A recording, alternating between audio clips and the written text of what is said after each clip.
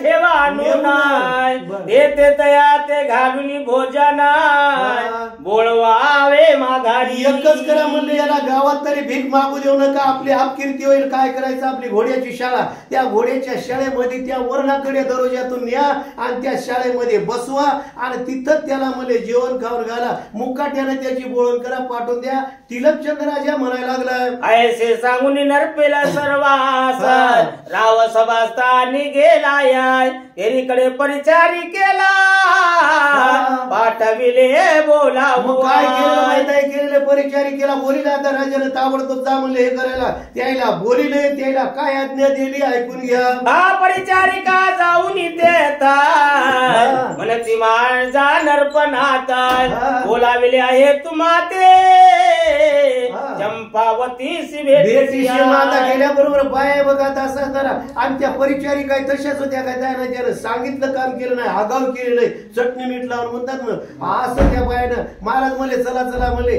आता फक्त घोड्याच्या शाळेमध्ये बसवा म्हणलं आता तसा याचा ना म्हणे बायानं मनानच लावलं महाराज तुम्हाला चंपावतीच्या भेटीला राजधानीमध्ये बोलिले परिचारी आम्ही गोसाई आम्हा कैसी भगिनी ताई घर घर बाप घर घर आई भरला से काय केलं राजा म्हणायला रे बाबा काय म्हणायला मला आता त्यानं काय माहितच होता बहिणीच्या भेटीला चाललेला होता पण त्यानं काय म्हणला काय बाबा काय म्हणायला लागले कोणती ताई माई बाई म्हणले आम्ही तर म्हणले गोसाई झालेले आणि आम्हाला संन्याशाला म्हणले जिथं गेलं तिथं माय बाप बहीण असते आणि कोणत्या बहिणीनं म्हणायला लागले तुम्ही राजा विचारू लागलाय आता सो चंपावती बोलावे तसे आम्हा प्रती तरी भेटून येतो युवती पुढे मार्ग क्रमावा आपल्याला तर माहित झाले बहिणीच्या भेटीला उभं यायला म्हणलो यायला नाही का आगाव लावलं म्हणले बहिणीच्या भेटीला म्हणून मी ओळख दिली नाही चला म्हणले आपली बहीण जर बोलवायला काय केलेले आपण तर त्याच कामा करता आलेले बहिणीची शेवटचीच म्हणा की जिंदगीतली भेट पुन्हा भेटायचं नव्हतं अशी बहिणीची भेट घ्या आणि मग आपल्या काय बे कोट या आपल्या त्या प्रवासाला जावं असं म्हणून परिचारिके सहिता चालता झाला नरपणात परिचारिका पश्चिम दारात दासी घेऊन जातात काय केलं आता आल्या की बाय आल्या बुवा चला म्हणले बहिणीला भेटो आपल्याला काय कोणाचे पाहुणचार काय पाहिजे नाही काही नाही फक्त काय होता अशा आपल्या मनामध्ये बहिणीची भेट घेऊन आपण तीर्थयात्रेला जाऊ या बायानं येतानाच काय केलं पश्चिम दार म्हणजे घोड्याच्या पागची ते दरवाजा होता ना त्या दारापाशी घेऊन आल्या म्हणतात शाळे माझे नेवो नवय सगळा राजनंदन परिचारिका म्हणती येते धाडून चंपावती ते राजा म्हणजे हे करा म्हणजे आता चंपावतीला इथं येता येत नाही म्हणजे राजा शिवसून आणि तिला कसं येता येईल तुम्हाला इथंच बसायचं आणि तुमच्या भेटीला चंपावतीला या ठिकाणी पाठवून देतो तुम्ही बैसला तैसाची बैसाव्या भेटीशी येतीला ऐसा परिचारिका धावून भावा सदना माझी संचरल्या असं म्हणल्याबरोबर काय केलेलं त्या काय हरकत आहे परिचारिका म्हणाल्या ते केलेल्या त्याला तिथंच बसलं घोड्याच्या शाळेच्या तिथं आणि या काय केलेले घरामध्ये घराकडे आपल्या चंपावतीच्या घराकडे बाया आल्या म्हणतात सकाळशी सांगितला वृत्तांत गिराबाई सगळे आशिष मग राजा कांतेने त्वरित अन्न पात्र धरले काय केलेलं त्या बायानं सांगितलं आता चंपावतीला सांगणार की बाया तिथं आल्यावर मला त्या काय केलेले राजे साहेबांना आज्ञा दिल्याप्रमाणे आम्ही घोड्याच्या शाळेमध्ये त्या कोट्यामध्ये बसविलेले असं म्हणल्यावर बाईला वाटलं एवढे शिव्या द्यायला ते करायला लागलेत माझा भाऊ गोसाई झालाय आणि त्याला काही इकडे आलीच नव्हते आतापर्यंत म्हणजे कधी आल्यावर गुडघ्या इतक्या गाद्यावर बसित होते आता त्याची लायकी राहिली नाही ना यायच्या मनानं गोसावी झालाय काय हरकत नाही म्हणले पण माझ्या भावाला उपाशी जाऊ देता येत नाही चांगल्या प्रकारे पात्र भरलं जेवायचं काय करायली बाई ऐका तरुणापणा जोगे पात्र भरोना परिचारिके शीघ्र हो पुन्हा गाडी झाली नीतिमिना आश्वशाळेत तत्वता बहिणीला माहित होतं की यार भावाचा किती तरुणपणाला थोडं जास्त लागत मोठ्या मोठं पात्र भरलंय केलेलं बहिणीनं आणि बहिणीनं भरल्यावर त्याच परिचारिकेजवळ दिलं जाय म्हणली माझ्या दादाला जीव घाल म्हणायला लागली ती परिचारिका घेऊन आश्वशाळेत आली लगबग करून म्हणे महाराजा भोजनान पाठविले तुम्हास महाराजाला का म्हणजे लगबगीनं गेले बघा असं असणार, लोकांचं असं असणार, कमी म्हणलं की असं असणार, थोडी सांग दिसली की फाडतेच माणूस. अशा प्रकारे महाराज हे बघा तुमच्या बहिणीनं तुम्हाला जेवण्याकरता पात्र आणलंय असं बोलला गोपीचंदाला परिचारिका म्हणू लागले. ते पात्र पुढे ठेवणार परिचारिका म्हणे करा भोजन. भोजन झाल्या भेटी कारण चंपावती येईल की. मग काय केलेलं आहे आता समजा मग गोपाल भोजनात ऐसे परिलक्षणी म्हणाय भोजनाते बैसला. मान अपमान काय आम्हाला मानानं जे दिला आम्ही नको म्हणालो. आता काय करायला योगी असणारे त्याला मान नाही अपमान नाही काय नाही म्हणले. आम्हाला काय म्हणले तिथे आम्ही गोसाई झालेत काय असं म्हणले. आणि योगी माणूस स्वतःला ते झालेला होता. केलं म्हणले आता अण्णा परब्रह्म म्हणले त्याला लात मारून जाऊ नये पाठ लावून जाऊ नये अण्णाला. म्हणून काय केलं जेवायला सुरुवात केली गोपीचंदानं. मनात म्हणे चैतन्य ब्रह्मा दयाचे जीवन हे अन्न ब्रह्मा स्वरूप ब्रह्मीचे जीवन ब्रह्मा नाम ब्रह्मा मिळवतसे. काय केलेलं मग आता मनामध्ये विचार करायला अन्न हे परब्रह्म म्हणायला लागले. आणि याच्यावरच आपला उदरनिर्वाह याला जर आपण डावलून हे केलं तर आपलं जीवन याच्यावरच आहे. म्हणून मनामध्ये विचार केलेला आहे अन्नाला पाठ लावू नये म्हणून काय केलेलं आहे. मग ते जेवायला गोपीचंद राजा बसले. अरे अन्न ब्रह्मा धिक्कारुना मग कैसे पाहावे सुख संपन्न ऐसा विचार करुना भोजनाते बैसला. अन्नाला धिक्कार करू नये. नाही ते एखादा माणूस असता जर असं काही राग झालं मी तर तसं करीत असतो बघा दुसऱ्याला करा सांगू काय भाजी जर अशी झाली काय नाही नका का काय चलन तन म्हण करायचं मला नाही जेवायचं. काय झालं काय म्हणावं शिवा खावं लागतं. मग काय नाही मला भूकच नाही म्हणायचं बसता कशाला सांग. अशा प्रकारे अन्नाचा अधिकार माणसानं पुढे आल्यावर कसे असावं. कधीच माणूस अन्नाला वाकडं लावू नये. कसे हो आळणी हो खरं ठो काय गुळाचं ते म्हणलं की जे ते असणार मिठाचं म्हणतो ना. पण मग आता दुसरं तर काय नाही की तिकडे बरोबर राहते तितकंच कमी जास्त झालं तर मागून घ्यायचं. पण कशी केली भाजी असं तसं माणसाला जिबीला लई चवना लागलाय. कोणत्या हॉटेलमध्ये गेलं इकडे तिकडे भजे का होईना ते गोड लागतात वाशे ते माटण जाताना रोडनं. पण माणसाला घरचं किती चांगलं हे वाटत नाही. अशा प्रकारे असणार म्हणून सांगायला अन्न हे असं असताना हे परब्रह्म आहे आणि आपण हे जेवायला पाहिजे. मनामध्ये विचार केला जेवायला लागलेत. येरीकडे अंतपुरात स्त्रियाग्नी गोनिया निज दृष्टीने पाती नरपणाता नेत्री दीक्षा काय केलेलं सवण्यामध्ये पाहिलं बाहेरला लय वठम त्या बरं काय असं असताना बस आता जरासं सवनं होतं ना घोड्याच्या शाळेत पाहिला. आता काय मोठे सवणे असतात ना पाहिले आता आणि तोड एकोणी गेला खूप साऱ्यात मध्ये. पण त्या गोपीचंद कसा जेवायला आणि काय म्हणतात ते ऐका तुम्ही. हा मग एकाएकी बोलत ती वचन काय सोयऱ्या धर्या सुशाळेत बैसवन भोजन करी तो करंट म्हणायला लागल्या. ते बघा असं असणार जुन्या काळापासून करंट हे निघाले नव्हते. करंट कशाला म्हणतात आपलं लाईन करंट म्हणतात ना. जुन्या काळात ते बघा असं असणार त्या अगोदर शोध लावला शिवीचा करंट कोणाला म्हणाव. करंट जर एखाद्या असं असणार ज्याच्यापासून जन्मतय आणि त्यालाच मारतय त्याला करंट म्हणाव. मग त्याच्यात आम्ही तुम्ही असो माईला त्रास देऊ लागलं मारू लागलं.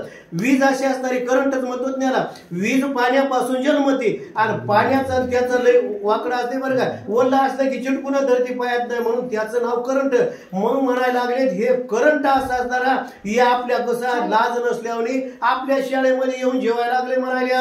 एक मनती चंपावतीसी ज्ञानावी आठायासी ऐकोनी नंदेचे तोरेसी धाव घेतली तिचं म्हणायला लागले आणा की भावाचं कौतुक पाहू द्या. बाया तिथं या गवाक्षद्वारामध्ये म्हणजे मोठ्या सोन्यामध्ये तोंड घातलंय. आणा की आता भावाचा उजेड पाहू द्या असं म्हणल्यावर ती ननंदच गेली बघा तिथं असणारी. दुसरीची काय ताकद आहे. ननंद गेली चलकी म्हणली गचीला धरण मानगोटीला आणि तिथं आणून त्या बायला दाखवू लागले.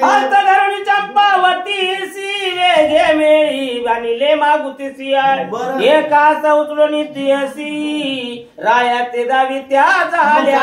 आल्या बरोबर काय केलेलं तिचं असं मुडकं धरले मागून असं असताना सौम्यात तोंड खुपशिलं आणि पाय म्हणायला लागले हे करंट त्या वाहनाचं आणि सोयऱ्याच्या घरी येऊन असं असताना जेवण एवढी मोठी कोणाला सांगायची आवड दिसायला की आपल्याला आता असतात काही कल्पना करून पाहावं लागते. खिडकीत बसले बघा आणि बाया म्हणायला लागल्यात ऐकून घ्या आतिस घेऊन शेजारासी पाती गवक्ष द्वारासी बरं. परी बोल बोलती अक्षरासी. असं वाळे करून मग आता गेलेलं बरं पहाडी तिला दाखवायला तर हिला काय भाव वाटेल का होतं भावाचा असं असणार कोणी बहिणीला असं भावाचं कमीपणा असत आणि तिला माहित होतं भाऊ सार्वभौम राजा होता सगळं माहित झालं हिला कोण माहित नव्हतं आता काय करील सासूर भाषेत बोलता येणं काय नाही तोड मध्ये दाबायल्यात आणि भावाचं म्हणायला लागली पराक्रम पाय म्हणून आनंद बनू लागले म्हणती यशस्वी भ्रष्ट झाला मानापमान कैसा त्याला तस्करा समय येऊन बैसला असो शाळे माझा काय म्हणले याला काय म्हणले मान आहे का अपमान आहे म्हणले याला काय लाज वाटते रे सोयऱ्याच्या घरी चोरासारखं बसलंय म्हणली करंट या वानाचं आणि तिथं गट गट गिळायला लागले या चंपावतीला मान दाबून दाखवू लागल्यात आहा जळो जळो याचे जिने केवढा वैभव सोडून आता हिरतो दैनवाना आश्वासमान घरो काय केलं जळ जळ म्हणले असं तर याचं जिन म्हणायला लागले काय म्हणले यानं काय केलं म्हणले एवढं मोठं वैभव टाकलंय केलेले आणि कुत्र्यासारखं आश्वासमान म्हणजे काय केलेले असं कुत्र्यासारखं घरोघर भीक मागायले आणि घोड्याच्या शाळ सोयऱ्याच्या इथे जेवायला लागले असं त्या बाया म्हणू लागल्या परी जैसे तैसे असो कैसे आय कासयाला सोयऱ्या येऊन बैसला शाळेसाय भोजन करी तो निर्लज्ज काय केले बरं असो कसं मी काय केलेले सोयऱ्याच्या गावाला कसा आला म्हणजे याला लाज वाटायला पाहिजे बरं आला ते आला कुठं घोड्याच्या शाळेमध्ये बसलाय असं याला तरी लाज वाटायला पाहिजे आणि गट गट गिळायला म्हणले पाय की बहिणीला दाखवू लागले ऐसे नाना परियुती कीटक शब्द कोणी चंपावती परम दुःखी झाली काय केलं एवढं नाही झालं तर भावाला आज मी अगोदर सांगितलं भावाला टोचून बोललं कसं असू द्या तिकडं बहिणीला सहनच होत नाही ती म्हणते मला मारा पुरा काय करायचे ते करा पण माझ्या भावाबद्दल काय वाईट शब्द बोलू नका प्रत्येकच बहीण म्हणते आता आताही म्हणतात पहिले म्हणतात मग आता काय केलं वाईट वाईट त्या बाया बोलू लागल्या बाईनं काय केलंय का प्रथमाची चंपावती गोरटी बघते पाहता निज परम झाली होती दृष्टी दुःख तयाचे पाहून बायला माहीत झालेलं होतं हे केलेलं तर सांगू लागले असं तसं हिचा उजेड राहिला हे केलेलं आणि आता तर भावाला पाहिल्याबरोबर बायला एवढं दुःखानावर झालेलं आणि इकडं टोचायला लागल्यात बाया आशे घावत या बोलाची देऊ लागल्या एवढं दुःखानावर झालं काय केलंय का त्यावरी ननंदा जावा पिशुनाय दुःखलेसी बोलती वचनाय परिशब्द नसती ते बाना हृदया माझी खडतर बरं इतक्यामध्ये काय भूतासारखे पिशून म्हणलं तर भूताला म्हणतात भूतासारखं बाया या ननंदा जावं असं असताना माणसाला कसं असते बघा माणूस म्हणते नाही ते आड फिरलं की वाशे फिरतात असं म्हणते ना जुना बोले एक माणसं फिरलं की सगळ्या राजधानीतले फिरले नौकर सुद्धा फिरले आणि एवढं त्या बाईला चंपावतीला बाया टोचून बोलू लागले करून विवळ झाली पश्चातापे परमता पलिया मग स्त्री मंडळ सोडून वाहिली सदना आली आपल्या पश्चाताप आता किती सहन करील माणसाला सहन होईना बायाला तर अगोदर सहनच होत नाही हरणासारखं काळीत विचारले परम पश्चाताप झाला आणि त्या बायाचा असा असताना झटका दिलाय केलेले आणि मध्ये गेले स्वयंपाकघरात गेली काय केलंय का येता झाली जीवित्वा उदार वेगे शस्त्र घेतले खंजीराय करी कवळुनी क्षणे उदारा घोडी ती झाली बळा काय केलेलं एवढं असा जरा उद्धार झाली आता जीवावरच उद्धार झाली सहन होईना गेल्यावर बायाच्या जातीला हेच होत नाही म्हणून काय करायचं सहन जरी होईना गेलं तर आपण 11 अध्याय झालेला आहे ना जालिंद्रनाथाचा जन्म त्या अग्नीतून झालेला आहे तेवढा अध्याय जर वाचला माणसामध्ये बायामध्ये सहनशीलता होती अग्नी त्रास करीत नाही तिला बुद्धी देऊ देत नाही कोणतं वाईट करा वाटत नाही काय नाही आता या बाईला असं असताना एवढं काय आता उद्धार झाले जीवावर उद्धार झाले हातामध्ये घरी असताना घरामध्ये जंबे वगैरे घेतला आणि आपल्या काय केलेलं पोटामध्ये उरामध्ये आणून घेतला खंजीर होता उदर व्यक्त जठर फोडून बाहेर येतात क्षणेची झाले प्राण रहिता सदनी रक्त मग मिरवले काय केलं आता तिनं? काय हे केलं काय? कोणाला भीती घालायला काय नाही, जीवावर उद्धार झाली बाई. आणि काय केलं? जंबे आपल्या हातानंच असा असताना मोठ्यानं खुपसून घेतलेला, जठर बाहेर पडलं आणि रक्त बंबाळ झालं. बाई जीवित तो असा असताना गत प्राण झाली, जमिनीवर पडलेली आहे. येरीकडे आश्वासाळेत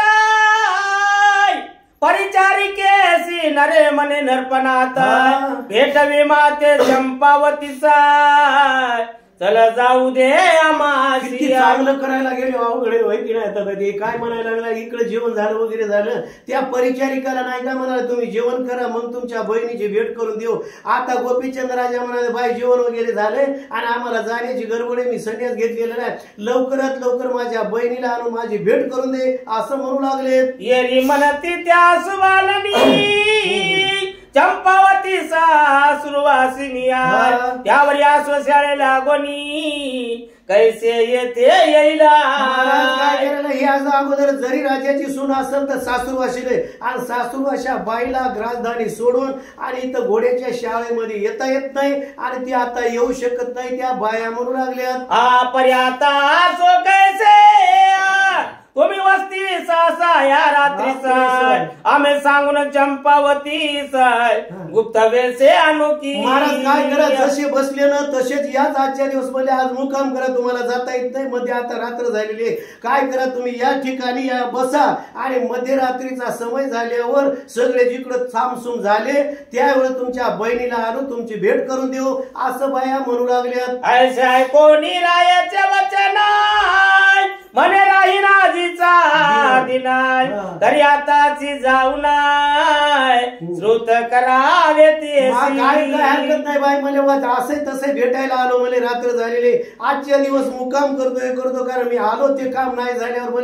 मलाही समाधान मिळणार नाही. आजची रात्र राहतो, मध्यरात्रीच्या समयाला म्हणायला माझ्या बहिणीला इथे घेऊन या, माझी भेट करून द्या, सकाळच्या पारी उठून मी जातो. अवश्य म्हणून सुभाननी आताची सांगुती लागोनी आज रात्री माझी येवनी भेटी लागी महाराजा. काय हरकत नाही महाराज म्हणले बघा, मध्यरात्रीचा समय झाल्या आज तिकडे सामसूम सगळे लोक होतात आणि एक मध्यरात्रीच्या समयाला आम्ही तिला पांघरून घालून चांगल्या प्रकारे तुमची भेट करून देऊ असं म्हणल्या बाया निघाल्या. पैसे बोलून ती आईवती पात्या झाल्या चंपावतिया तो खंजीर खोनी पोटिया महिवरी पडिली से. असं म्हणल्यावर काय केलेलं पाहिले, आता चंपावतीला सांगा बाबा मध्यरात्रीच्या वेळेला तुम्हाला बोलिले गेलेले आम्ही घेऊन जाणार असं त्या बायाने भेटाय म्हणून गेल्या आणि त्या ठिकाणी स्वयंपाकघरामध्ये गेल्या आणि चंपावतीच्या पोटामध्ये खंजीर म्हणजे जब्या खुपसलेला गत्त प्राण होऊन रक्त बंबाळ होऊन तिथं पडली. बायानं पाहिलं ते पाहुण शब्द कोलाळी धावती झाली स्त्री मंडळी गत्त प्राण पाता बाळी एकच कलोळ माझवला. काय केलेलं पाहिल्या बायानं पाहिल्या बरोबर गत्त प्राण झाली, रक्त बंबाळ झालेले, सगळं रक्त व्हायला लागलेले. पाहिल्या बरोबर बायानं एकच कोलाळ केलेला आहे. काय करायला गेले आम्ही सांगितलं राजाला आणून भेटीतो आणि बाई तर गत्त प्राण झाली म्हणून मोठ्यानं बाहेर रडू लागले. रुधिराचे तळे साचले जठरावगे बाहेर पडले ते पाहुणी होती वहिले शंख ध्वनी करिता. असं काय केलेलं रुधिराचा आता रक्त माणसाच्या अंगामध्ये बरेच असते, वाळला सुख असं म्हणतात व शास्त्रामध्ये किंवा विज्ञानामध्ये 7 लिटर माणसाच्या शरीरामध्ये रक्त असते. सगळं रक्त असं असताना रक्त बंबाळ झालेलं तळच साचले आम्ही झाले त्या फरशीवर आणि गत्तप्राण झालेली बाई पायी बाईला त्या बाया रडू लागल्या. सासू सासरे भावे दिरा पती नंदा जावाचा कराय म्हणती बंधू करिता साचार उदार झाली चंपावती. पती बाया देर वगैरे सगळे नंदा जावा या सगळे आलेले भावा करता म्हणले काय म्हणले आपल्या जीवावर उद्धार झाली बाई, कोणत्या प्रकारचं दुःख सहन झालं नाही म्हणून हिनं आपला प्राण त्याग केला. बाया म्हणून रडू लागल्यात. मग बोलू नये तिची बोलती म्हणती आधामा मत मंदियाय कोणी कडोनी क्षिती दुष्ट दुष्भ्रष्ट आलाय काय केलेलं आता बाया त्याला शिवाय द्यायला लागले अजून हे तर गेलेच किंवा हे मंद मती आहे म्हणा लागली मूर्ख असताना आणि काय केलेले आमच्या इथं आला बहिणीनं याच्या करता प्राणत्याग केला बाया त्या गोपीचंदाला त्या राजधानीतून शिव्या देऊ लागल्या आपल्या सदनी अग्नी लाविलाय शेवटी लावा वया येथे आलाय तरी त्यात बाहेर घाला मुख पाहू नका याचे यानं बदमाशानं काय केलेलं आहे आपल्या घराला अग्नी लावलाय आणि इथे अग्नी लावलाय म्हणजे त्यानं म्हणजे नाश केलाय म्हणजे राजधानीचा सगळा आणि इथे आमच्या घराला अग्नी लावलेला आहे याचं तोंडच पाहू नका सगळे राजधानीतले लोक म्हणू लागले एक मनती तया करिता चंपावतीने केली कर्तव्यता तरी त्याच्या समान त्याची अवस्था करून या बोलवा काय केलेलं कोणतंही तरी चांगला आता यानं जन्माच्या सार्थका करताच केलं होतं की काय आता भाऊ तिकडे भेटायला आलेला आणि बहीण इकडे भावा करता गत्तपुराण झाली केवढा प्रसंग अवघड आहे आणि असं केल्यावर हिनं असं केलं ना तसं त्याचं करून टाका म्हणजे त्याला इथं जीव मारून टाका बाया म्हणू लागले ऐसे नाना तर्क वितर्क करोनी मारिते हमरडा हाकाय एकाची कोलाळ करते सकळी काय म्हणून सगळे बाया रडू लागल्यात कोल्हाळ करायला लागल्यात हे केलेले आहेत हांबरडा फोडला हे केलेला आहे आणि त्या बाई करताच्या चंपावती करता बाया तिथं रडू लागल्यात म्हणतात ये कोणी हमरडा आणि ती बळे कोणी पिटीती वक्षस्थळे कोणी मया पटती भाळे मूर्छागत पडतात घरच्यात बाई गुणवान होती ना आता ते एरी गुणवान किंवा देवाचा अवतार असल्याशिवाय इथं नाव कसं येईल सगळं हांबरडा उठलेला आहे कोणी वक्षस्थळ बडून घ्यायलंय कोणी कपाळ बडून घ्यायलंय काय या बाईने केलेलं भावा करता त्या बाई करता चंपावती करता बाया दुःख करून रडू लागल्या कोणी आठवून रडती गुन्हा कोणी रडता ती चांगुलपण कोणी म्हणती दैवहीना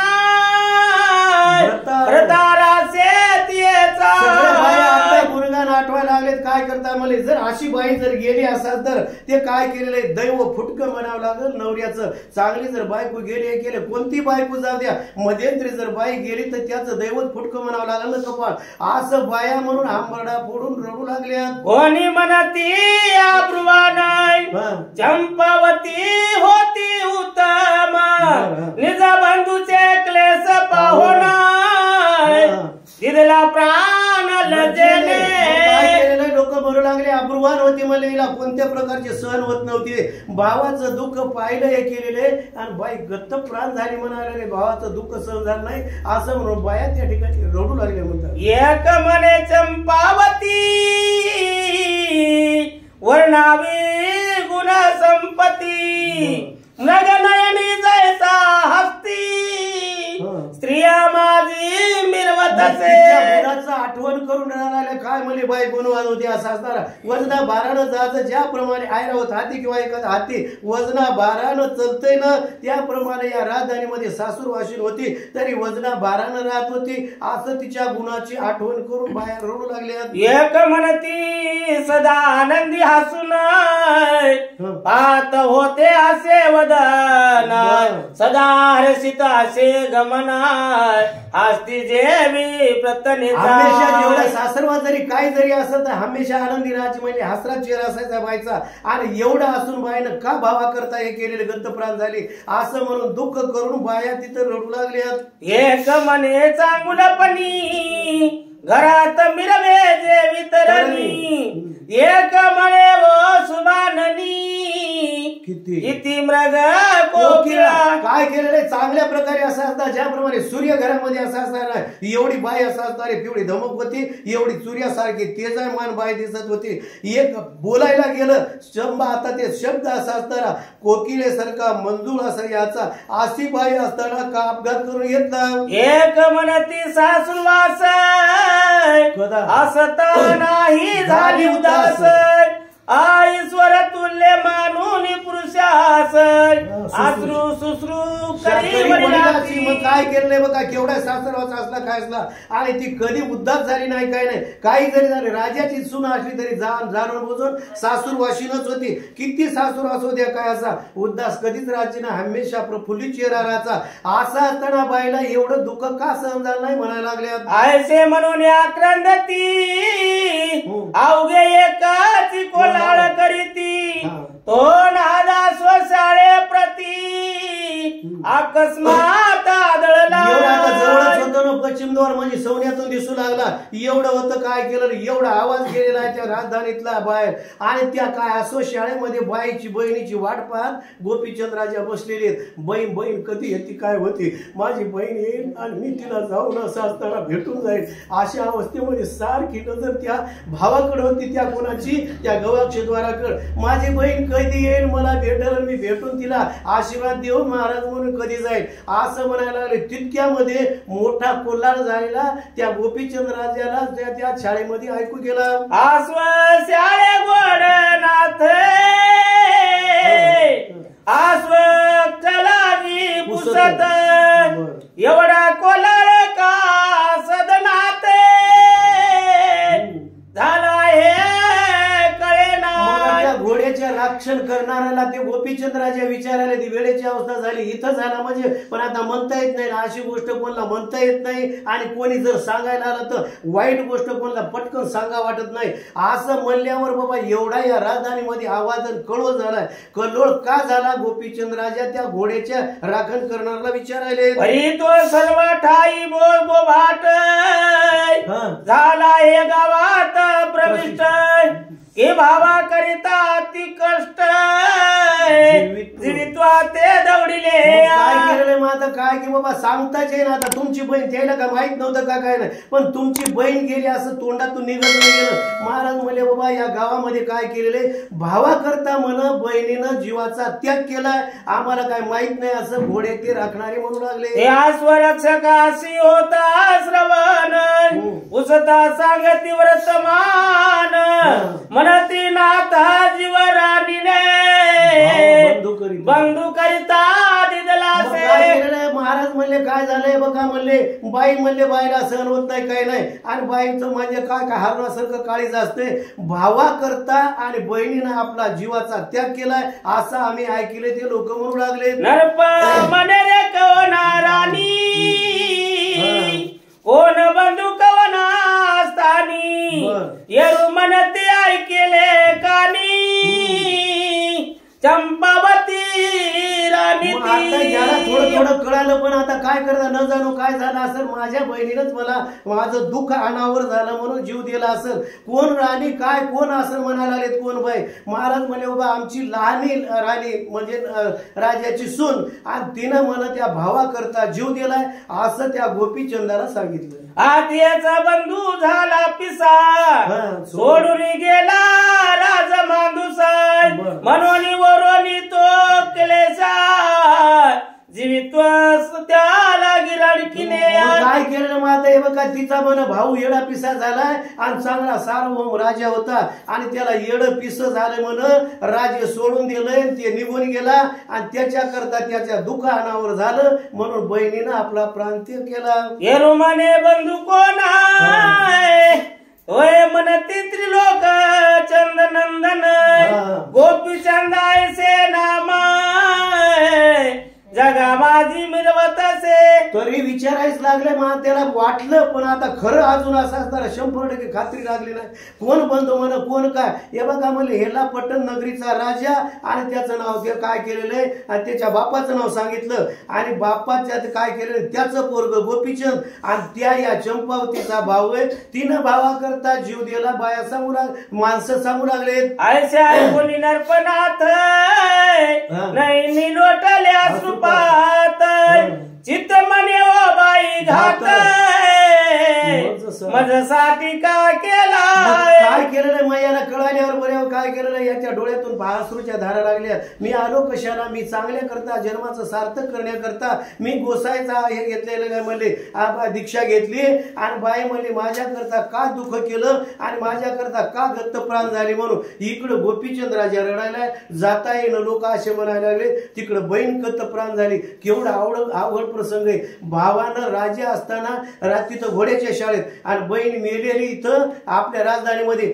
जाता यायला काय नाही. चांगलं जर याचं करायचं असेल तर एवढे संकट येतात. एवढं संकट आलेलं आहे गोपीचंदावर काय म्हणतात. मग चंपावतीच्या आठवणी गुन्हा गोपीचंद मोहे करी रुदन माझ्यासाठी दिदला प्राण हे अनुचित झाले. काय केलं अगोदर भावासाठी बहीण रडू लागली, गतप्राण झाली. बहिणीसाठी भाऊ हे करायला लागला. काय माय म्हणले माझ्याकरता असं असणार काय तू वाईट केलेले म्हणायला लागले आणि विनाकारण भावाकरता तू असं हे केलेले म्हणून मोठ्यानं काय गळा काढून गोपीचंद राजा रडू लागले. तरी आता महिवरती माझी झाली अपकीर्ती आणि कसोय दुःख चित्ती मानितील बहुवस. आता काय झालं, बहीण गेली, माझी माय तिकडं राहिली आणि मी इकडं गोसायहून गेलेलो. काजी या जगामध्ये असं असणार माझी चांगलं करण्याकरता माझ्याकरता गेलो आणि काय माझी अपकीर्ती झाली. सगळे सोयरे धायरे मलाच असं नाव बोट ठेवतील, या नाथ पंथाला नाव बोट ठेवतील असं म्हणायला गोपीचंद मोठ्यानं हांबरला फोडून रोडू लागला. म्हणून मी येतो आलो म्हणून चंपावतीने दिला प्राण हे दुःख का होईल कारण विसर पडणार नाही की. हे काय केलं कधीच ही गोष्ट विसरणार नाही. काही दुखानं काही हे झालं असं भाऊ आला आणि भाऊ घरी आला, गोसाई झाला आणि भावाकरता बहिणीनं असा असणारा प्राण त्याग केलेला. ही गोष्ट कधीच असं असणार शिरकालपर्यंत मध्ये चंद्रसूर्य आहे तोपर्यंत हे काय करेल ही गोष्ट विसरणार नाही आणि मला दुःख झालेलं आहे ते मी सुद्धा विसरणार नाही.